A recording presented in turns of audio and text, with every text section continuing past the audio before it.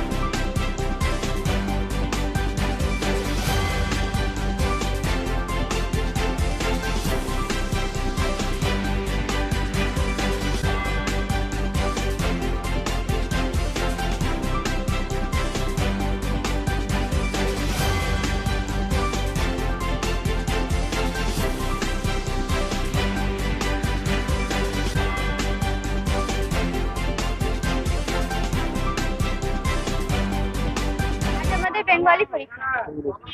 কেমন লাগছে? একটু ভয় ভয় লাগছে। যাতায়াতে কোনো অসুবিধা হলো ওঠে? না না, কোনো অসুবিধা হয়নি। টাইমে আসতে পেরেছি? হ্যাঁ, টাইম